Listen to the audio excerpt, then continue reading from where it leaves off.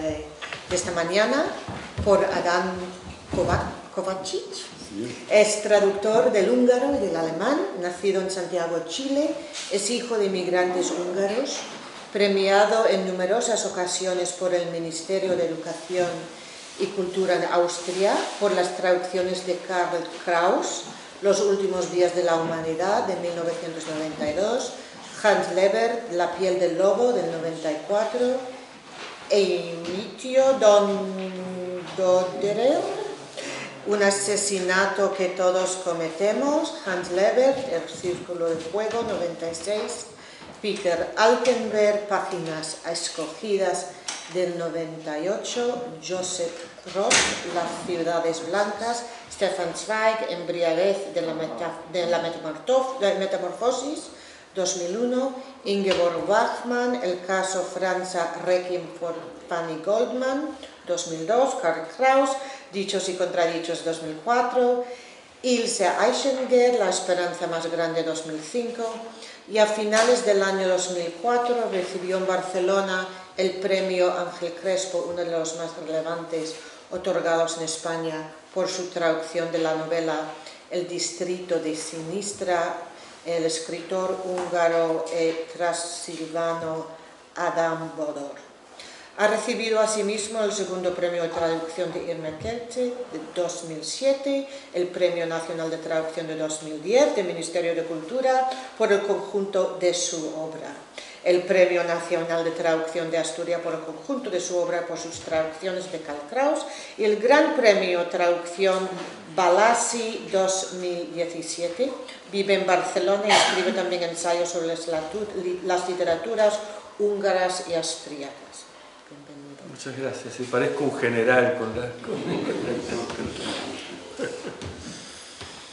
Bueno, muchas gracias por la invitación y poder hablar aquí sobre Imre Kertész, el autor al que me he dedicado muchísimo, he traducido mucho la obra de él, prácticamente todo, salvo una, Sin destino, que ya estaba traducida cuando empecé a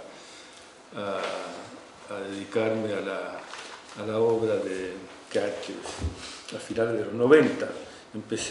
La primera traducción que hice en su momento fue Un instante de silencio en el paredón, que es una serie de ensayos.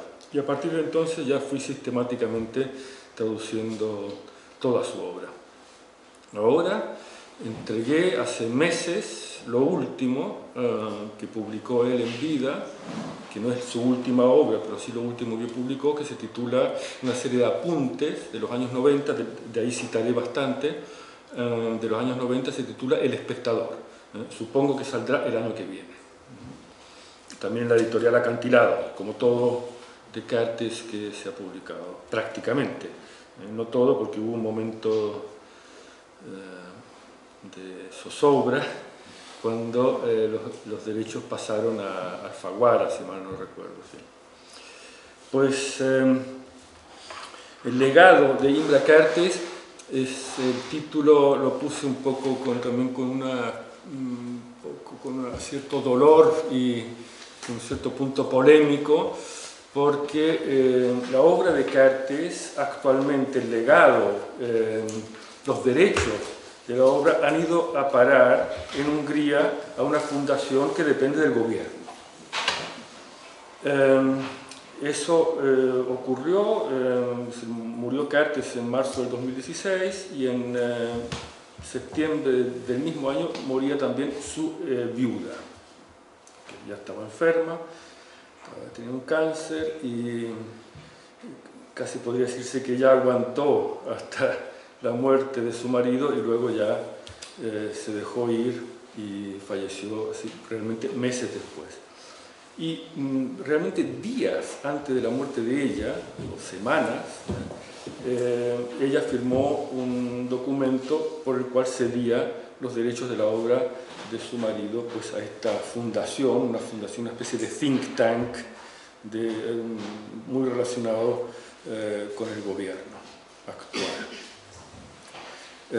Ha habido luego algunas la cosa ha pasado a los tribunales, pero la decisión última que conozco de este año es que ya es una decisión, una resolución firme, que efectivamente queda en manos de esta fundación el legado, es decir, los derechos de la obra de Kertész. Se crea un instituto Kertész, se ha comprado un edificio en Budapest donde se harán actos, exposiciones, etcétera, relacionadas con la obra. Hay mucho dinero y así que esa es la situación. Por eso también un poco la palabra legado la puse en su momento con ese punto de dolor, porque yo, digamos, que los conocía tanto a Indra Kertész como a su mujer, digamos, nunca se había hablado de esa posibilidad de que fueran a parar sus derechos a esta fundación.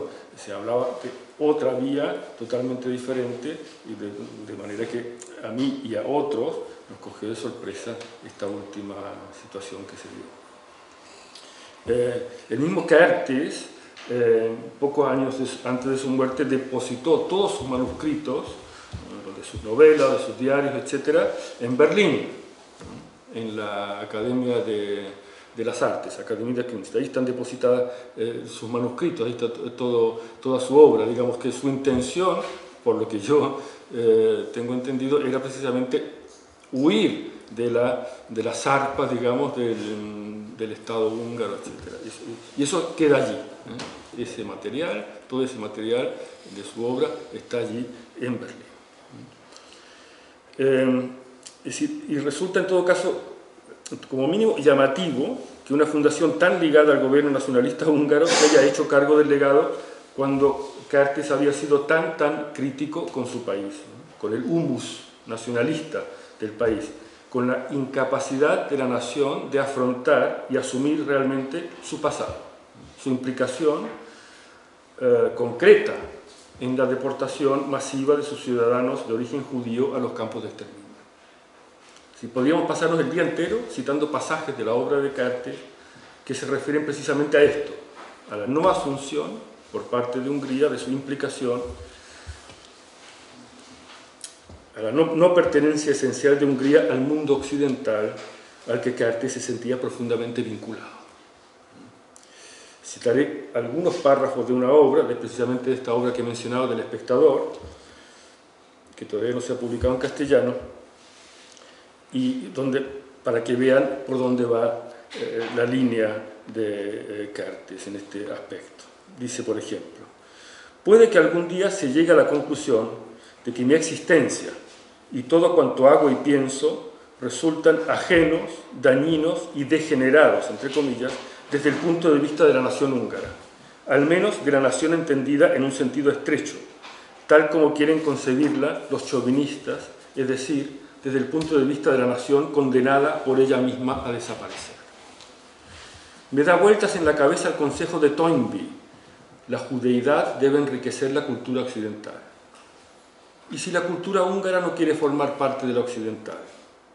A través de las traducciones he de salvar mi obra para quienes saben y quieren aprovecharla, para quienes son capaces de disfrutarla y para quienes esa cosecha les significa verdaderos frutos. ¿Seré al final un escritor occidental que reside provisionalmente en Budapest? Una perspectiva deprimente. Otra cita también de este libro. Dice: hace unos días en Miskolc, la mujer culta y sensible que interpretó mi Kaddish por el hijo no nacido, para los oyentes. Sin embargo, en su interpretación faltaba el hecho de que el narrador había estado en Auschwitz. Y esto no se debía al pudor de la exegeta, sino simplemente a su cultura. Esa mujer inteligente, intelectual, de unos 30 años de edad, sencillamente no sabía lo que significa Auschwitz en la mitología europea, por no mencionar la realidad. No tenía claro qué ideas asocia la civilización actual con ese concepto. 40 años de infamia de los Rákosi y Kádár, que fueron los secretarios del Partido Comunista en la época Rákosi, en la época stalinista, y Kádár luego en las décadas previas al cambio de régimen. Así que después del 56, Kádár fue el secretario general del partido. 40 años de infamia de los Rákosi y Kádár, y luego el espíritu de restauración, no menos infame, de los últimos 3 años, porque él escribe estos apuntes en los años 90. El espíritu de restauración no menos infame de los últimos 3 años, es decir, después del cambio de régimen, simplemente expulsaron el holocausto de la conciencia general de la intelectualidad húngara, por no mencionar el sentimiento de responsabilidad histórica y la elaboración y asunción del trauma ético. No tienen ni idea de qué hablan cuando se refieren a Europa y a la cultura europea. Toda la materia de la cultura europea, desde Sócrates hasta Kafka, desde Santo Tomás de Aquino hasta Heidegger, no vale nada sin la sombra del humo del holocausto, porque es esta sombra la que mantiene con vida. ¿La que mantiene con vida qué? Digamos, para ser breves, la ley.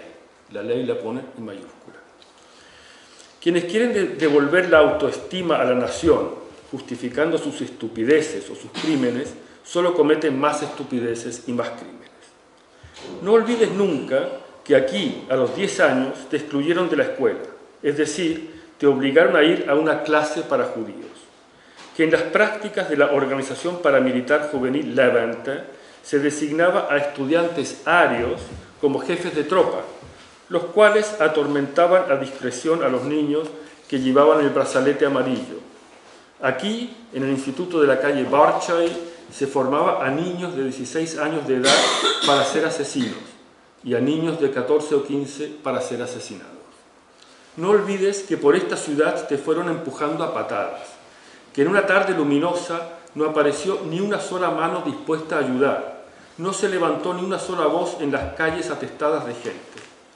Autoridades húngaras mandaron coser el sello sobre tu pecho. Autoridades húngaras te entregaron a una potencia extranjera, te despojaron de tu ciudadanía con el objeto de que una potencia extranjera, la Alemania nazi, te asesinara. Así que pasajes y pasajes de este tipo en relación con la realidad húngara actual y con ese olvido deliberado de la implicación tanto de la población como de las autoridades, pues las hay muchas. Por ejemplo, dice, pertenezco a otra cultura que ellos, a otra cultura que quienes aquí viven. Ya lo he dicho, mi cultura es el holocausto como cultura. Es la que represento y que a los de aquí resulta extraña. Porque esta cultura, el holocausto como cultura, sigue siendo, a pesar de todo, confesémoslo, la cultura cristiana. Es más, si quieren continuar con la cultura cristiana, si quieren salvar, como ellos dicen, la cultura cristiana, si la cultura cristiana aún es salvable, es porque la cultura, la ética negativa que creó el holocausto, llamémoslo así, todavía forma parte de la cultura cristiana, así como el Apocalipsis forma parte de la Sagrada Escritura. Este país, en cambio, en cuya lengua resido, jamás vivió en la cultura cristiana. A pesar de que tanto pregona los valores cristianos, todavía no ha hecho ni ha sido capaz de hacer suya la cultura europea y ha seguido siendo un país pagano. Esto, ya lo comentaremos más adelante, tiene que ver también con la concepción muy freudiana que tiene Cartes del antisemitismo. Ya lo comentaremos brevemente. Para echar una mirada atrás, una breve vista histórica, que a lo mejor no conocen tanto, Hungría, como saben, formó parte del Imperio Austrohúngaro, era uno de los 2 pilares del imperio durante unas décadas, no duró mucho el Imperio Austrohúngaro, empezó en 1867 y acabó en 1918, como todos saben, ¿no? Pero bueno, todavía está en el imaginario esa idea que el Imperio Austrohúngaro fue una cosa que duró muchísimo tiempo, no duró tanto. Pierde, como saben, el imperio pierde la Primera Guerra Mundial y el país se reduce a raíz de los tratados de Versalles y de Trianon, y hay un momento breve de una república de consejos.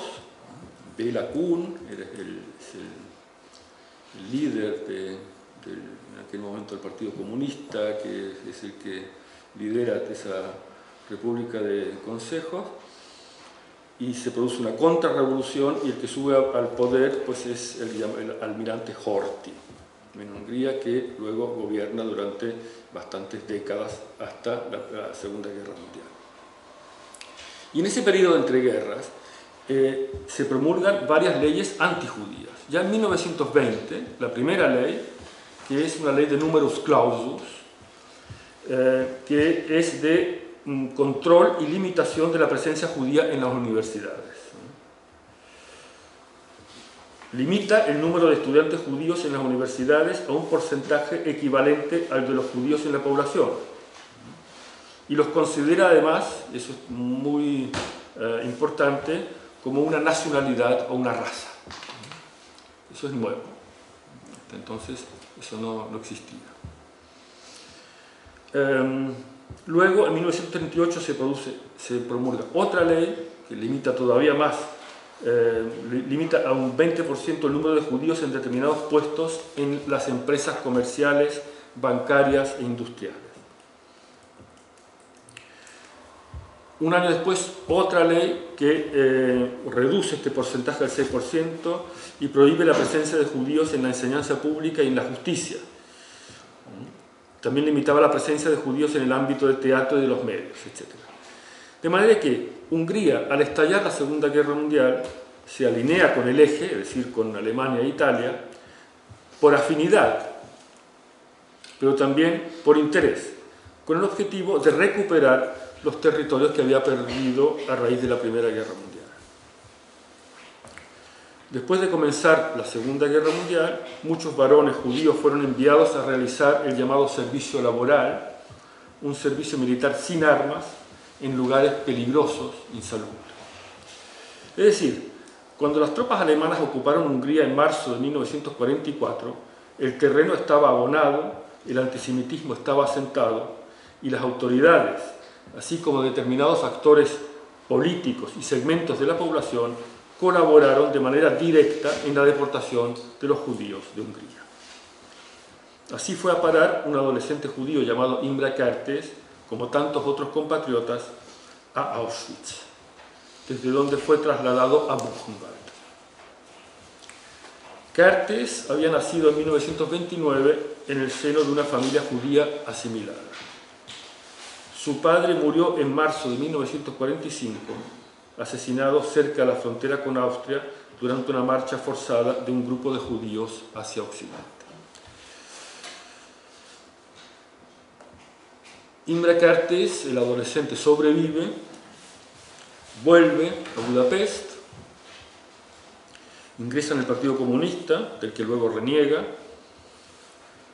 empieza a trabajar como periodista, hace el servicio militar, conoce en 1953 a la que sería su primera mujer, que es 9 años mayor que él, que tiene un papel también muy importante, no hablaremos ahora de esto, pero le permitió luego dedicarse a la escritura. Durante unos años Kertész se dedica a escribir comedias musicales, en la época después de la Revolución del 56. Se le preguntó alguna vez si quiere que se publique y dijo que no. Y mientras tanto, después de algunos intentos infructuosos, comienza a escribir su novela Sin Destino, en la que trabajará durante 14 años. Él empezó a escribir la novela, yo creo que a finales de los 50, 58, 59, y la novela se publicó en el 75. Kertész es uno de los grandes autores que han tratado en su obra el acontecimiento que él considera central del siglo XX, Auschwitz, la Shoah, el Holocausto. Esto es, la operación de exterminio de la población judía europea por el nacionalsocialismo durante la Segunda Guerra Mundial.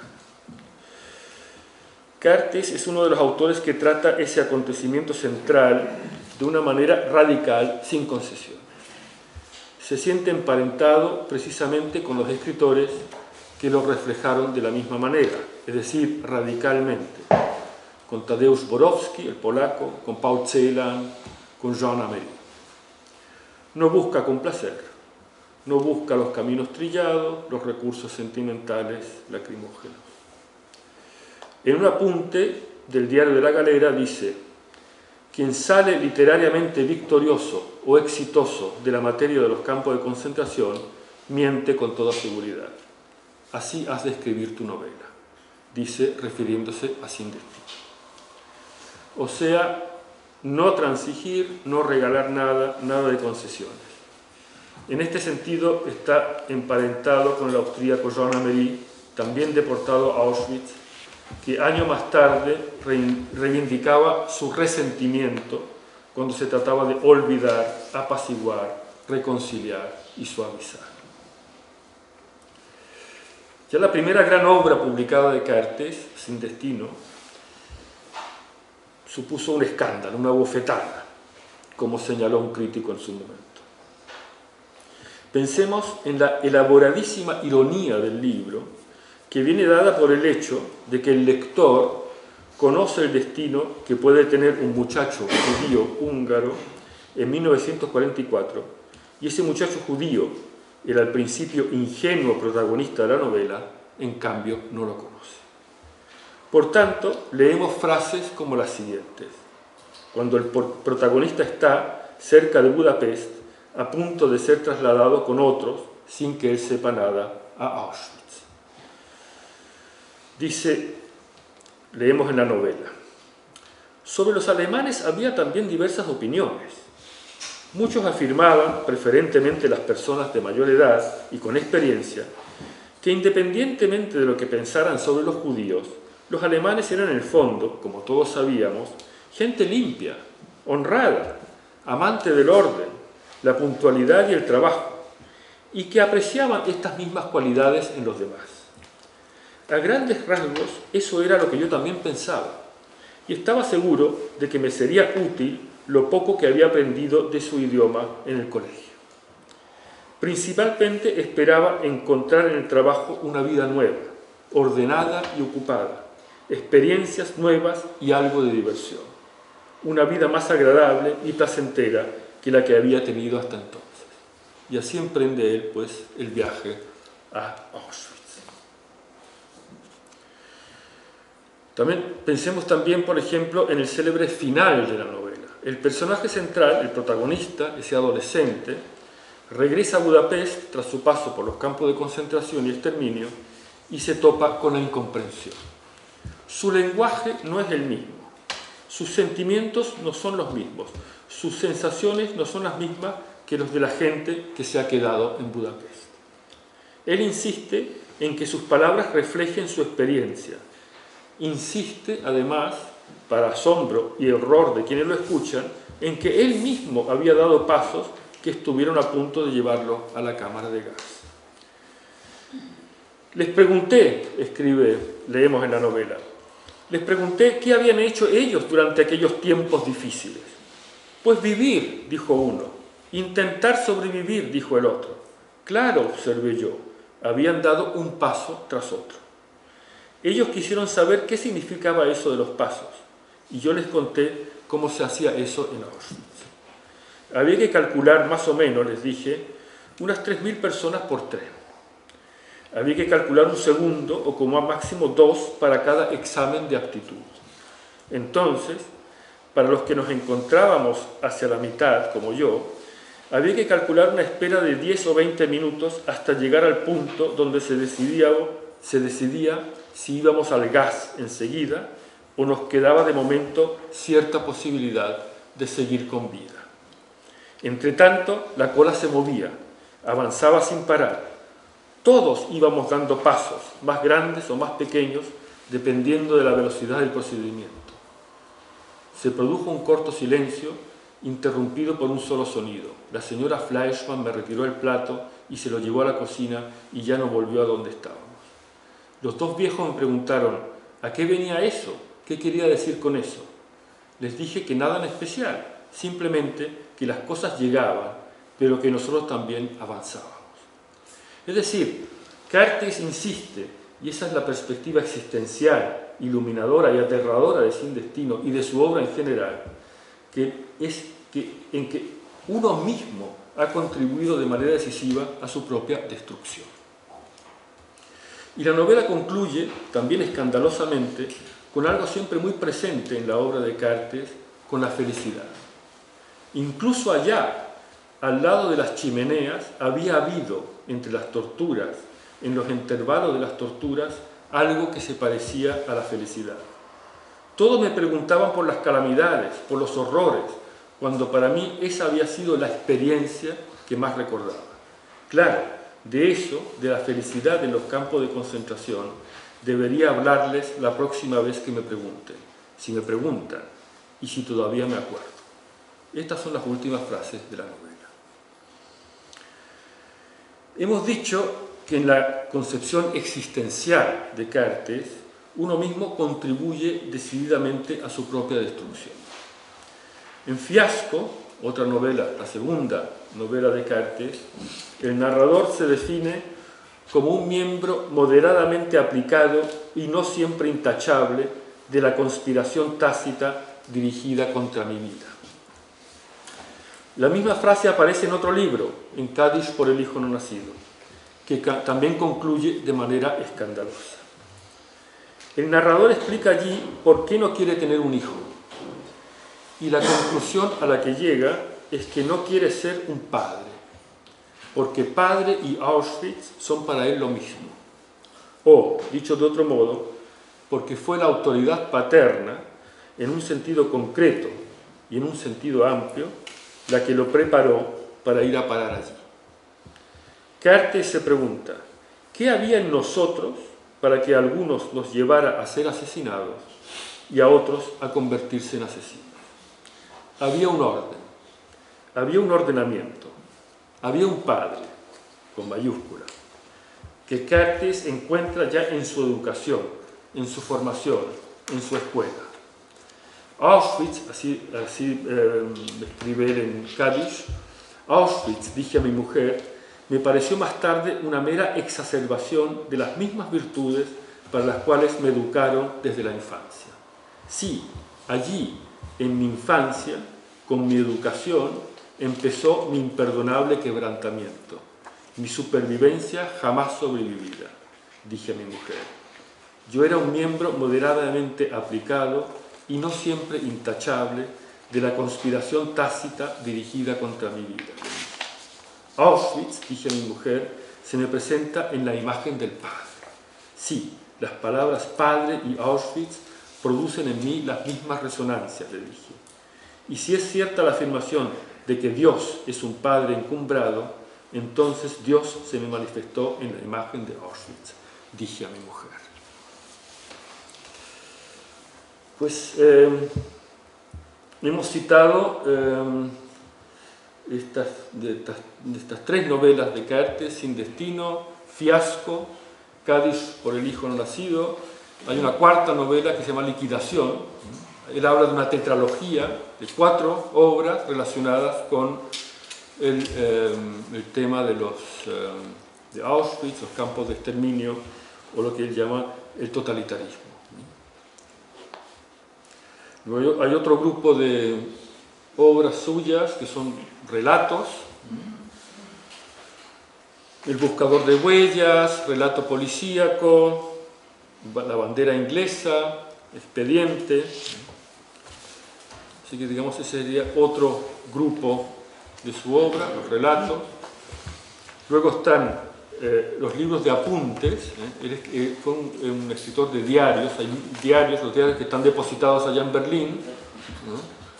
De allí él extrae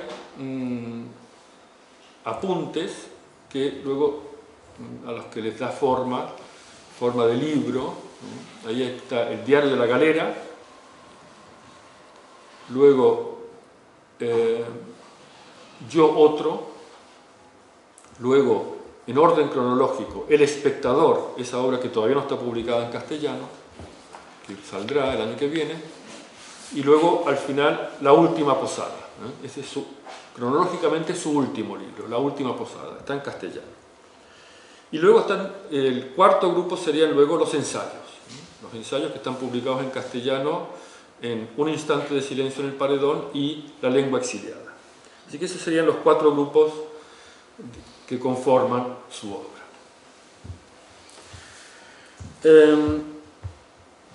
En esto que he llamado el legado de Curtis, quiero destacar tres elementos sustanciales. Uno, la decisión por el arte, por la literatura. Yo, por lo que he oído, de esto se ha hablado un poco, ¿no? De la plasmación de la experiencia en la literatura. Esto para él es algo fundamental. Es decir, la decisión suya es no ser un escritor memorialista, no escribir unas memorias, sino plasmar la experiencia en la literatura, en la ficción.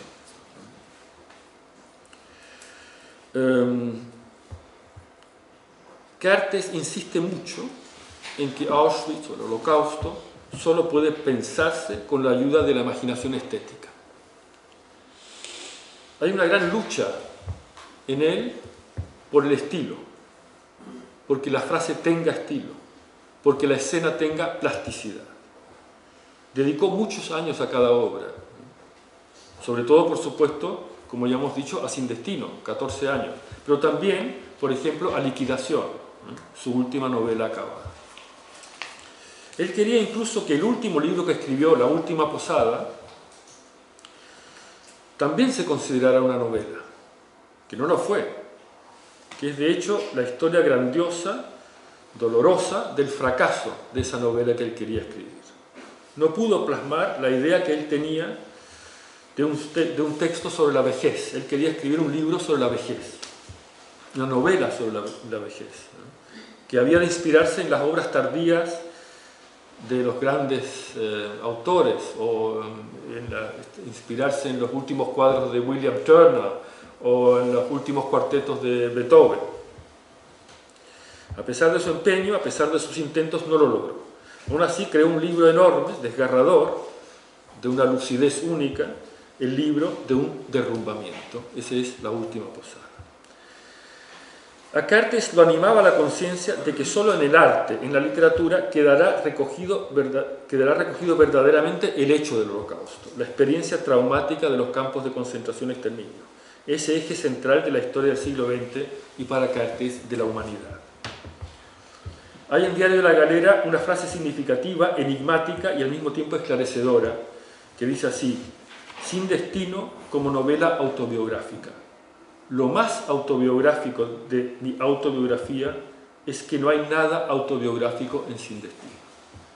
Lo autobiográfico de ella es que eliminé todo lo autobiográfico en aras de una fidelidad superior. Lo que quiere decir con esto es que realizó un gran esfuerzo durante años y años por objetivar la experiencia, objetivar al personaje central y a los demás, por darles un carácter no personal, sino general, por alzar la obra a un plano estético, por crear no un testimonio, sino una ficción. Allí, en la ficción, cristaliza la verdad profunda de lo ocurrido. Ese fue el empeño de Curtis en todos estos años, el empeño que le causaría tanto sufrimiento en el último periodo de su vida. También veía el arte, la literatura, como la fórmula todavía posible de sustraerse a la presa, a la zarpa del totalitarismo, de la sociedad de masas que lo hace posible, de la anulación de la individualidad, de la extática anulación de la individualidad, pues que hay más cómodo y placentero que dejarse llevar por la corriente, adaptarse, acomodarse, renunciar al deseo propio, al proyecto propio y al fracaso propio. Hay una escena crucial en su obra que aparece varias veces en Fiasco, pero también en el discurso del Premio Nobel. Dice allí: estaba en el pasillo desierto de un edificio de oficinas cuando oí resonar unos pasos en un corredor perpendicular. Una emoción particular se adueñó de mí, porque los pasos se acercaban a mí y aunque pertenecían a una sola persona a la que no veía, de repente me dio la impresión de oír andar a centenares de miles de individuos. Era como si se aproximara a una columna con pasos retumbantes, y entonces comprendí la fuerza de atracción de aquel desfile, de aquellos pasos. Allí en el pasillo entendí en un solo instante el éxtasis del abandono de sí mismo, el placer embriagador de perderse en la masa, lo que Nietzsche denominó la experiencia dionisíaca. Una fuerza casi física me impulsaba y me atraía hacia las filas. Sentía que me tenía que arrimar a la pared y apretarme contra ella para no ceder al magnetismo tentador. Describo ese momento intenso tal como lo viví, como si su origen, desde donde surgió como una visión, se hallara fuera de mí y no en mí mismo. Todos los artistas han vivido momentos como este. Antes se llamaban inspiraciones repentinas. Pero yo no definiría esta experiencia como una vivencia artística, sino más bien como una toma de conciencia existencial. No me dio mi arte, cuyas herramientas tardé en conseguir, sino mi vida, que casi había perdido. Trataba de la soledad, de una vida más difícil, de aquello a lo que me refería antes, salir de la marcha embriagadora, de la historia que despoja al hombre de su personalidad y su destino. Así que estas son frases muy centrales en su obra: la ausencia de destino, esa atracción de adaptarse, de integrarse, de fundirse con la corriente, de limitarse a sobrevivir, es, según Cartes, el semillero del totalitarismo y por ende de las fábricas de exterminio, de los Auschwitz, de los Bergen-Belsen o Mauthausen. Recuperar la personalidad aplastada por la historia. En esa escena del pasillo, el personaje central de la novela Fiasco decide no dejarse arrastrar, decide escribir la novela de su experiencia y al mismo tiempo asumir su existencia como suya y exclusivamente suya, fijar la mirada en ella. Como creo que me queda poco tiempo, 5 minutitos, vale. Entonces, es decir, está esa decisión suya por el arte como uno de los elementos sustanciales, por el arte que en un sentido amplio, ¿no?, dentro del cual está la literatura. Ese es uno de los elementos del legado de Cartes. El otro es ese vuelco existencial, esa decisión existencial de sustraerse a través de la literatura, a través del escribir, al totalitarismo, recuperar a través de la palabra la propia vida, la propia experiencia, la propia personalidad. Ese es el otro gran legado de Cartes. Él habla del hombre funcional como un elemento sustancial del totalitarismo, el que hace posible realidades como los campos. Y después hay otro elemento en el legado emparentado con esto que hemos hablado, emparentado con el empeño por recuperar la experiencia, la existencia, la personalidad propia, es el estudio, el análisis despiadado de la experiencia de los campos de exterminio, del nazismo y, más ampliamente, del totalitarismo. Para Cartes, el Holocausto, Auschwitz, es uno de los ejes centrales de la historia del hombre y lo compara una y otra vez con la cruz. Dice, la historia ética del mundo, antes de Cristo y después de Cristo, antes de Auschwitz y después de Auschwitz. Él se refiere, por ejemplo, dice, falta la cultura cristiana en Hungría, faltan la época caballeresca, el Renacimiento, la influencia de las guerras de religión, faltan la mística cristiana y los mitos y leyendas cristianos. Esto explica por qué en general no entienden de qué hablo, ya que hablo en el lenguaje de la cultura cristiana occidental. Cuando digo Auschwitz y la cruz son traumas, enseguida no me comprenden, ya que Auschwitz solo es trauma allí donde la cruz ha arraigado. Mencionar Auschwitz en Hungría solo puede hacerse en forma de historia. Auschwitz en forma de historia, como una consecuencia de la ocupación alemana, exonera al alma húngara que de todas maneras no se siente culpable, que en general desconoce la dimensión de la culpa o del pecado. Cartes es en esto muy seguidor de Freud, como ya lo he mencionado, pues Freud en su Moisés y la religión monoteísta manifestaba que una de las causas del antisemitismo era precisamente la pervivencia del paganismo en nuestros pueblos europeos. Esto es, pueblos bárbaros, politeístas, a los que se les impuso de manera bastante tardía la nueva religión monoteísta cristiana y que, según Freud, no han logrado superar todavía el rencor contra la nueva religión que les fue impuesta, pero han desplazado ese rencor hacia la fuente desde la cual les llegó el cristianismo, es decir, hacia los judíos. Así que, para entender Auschwitz, según Kertész, está por un lado el ancestral antisemitismo europeo y por otro el totalitarismo. Es importante, es decir, el antisemitismo por sí solo no podía llevar a los campos de exterminio, ¿no? Se necesitaba el totalitarismo. Él dice en un momento, en el Holocausto como cultura, al fin y al cabo, para asesinar a millones de judíos, el Estado total no necesita antisemitas, sino buenos gestores. Esos buenos gestores son los que produce la sociedad industrial de masa. El antisemitismo por sí solo difícilmente habría sido capaz de crear Auschwitz. Auschwitz fue creado por el Estado totalitario. Sin embargo, el totalitarismo, para poder funcionar, necesitaba el odio. Y el antisemitismo, que venía actuando desde tiempos inmemoriales, le puso en bandeja el objeto del odio. Así que esos dos elementos, antisemitismo y Estado total, Estado totalitario. Otra cosa, para acabar, particularmente novedosa e importante en Kertész, es la concepción del Holocausto como cultura. Es algo que choca. Forma parte de lo que yo llamo su legado. ¿Qué quiere decir? Quiere decir que el trauma de Auschwitz, el de las víctimas y el de los verdugos, puede convertirse en una fuente de creatividad, estética y ética. Quiere decir que Auschwitz se convierte en un mito, en un elemento sustancial de la mitología occidental, que se produce un consenso en torno a ello, que el espíritu del relato se adueña de ello y traza claramente la frontera entre el bien y el mal. Quiere decir que la sombra del humo de Auschwitz mantiene viva la ley moral.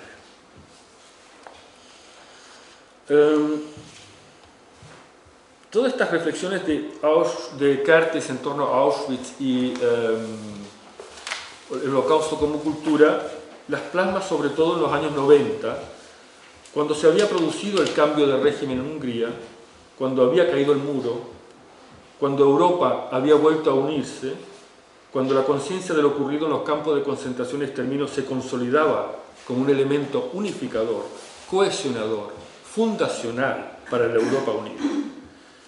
Kertész fue en este sentido un visionario. Ese momento de luz, sin embargo, no impidió que viera también los nubarrones en el horizonte.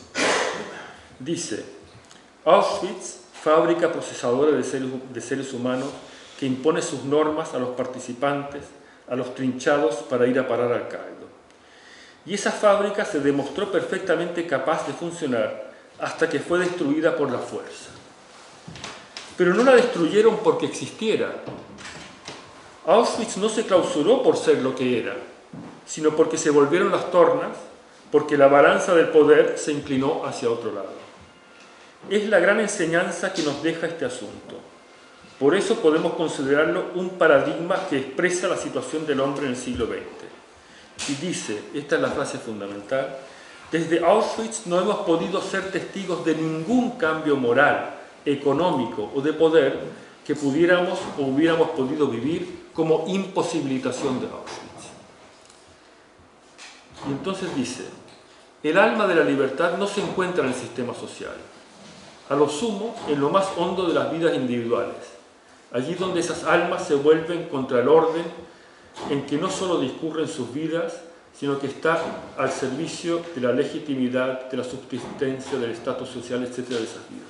En resumen, Auschwitz, entendemos este término en sentido amplio, se podrá evitar mientras el ser humano como individuo, como alma y como ser moral sea capaz de oponerse a su propia forma de existencia.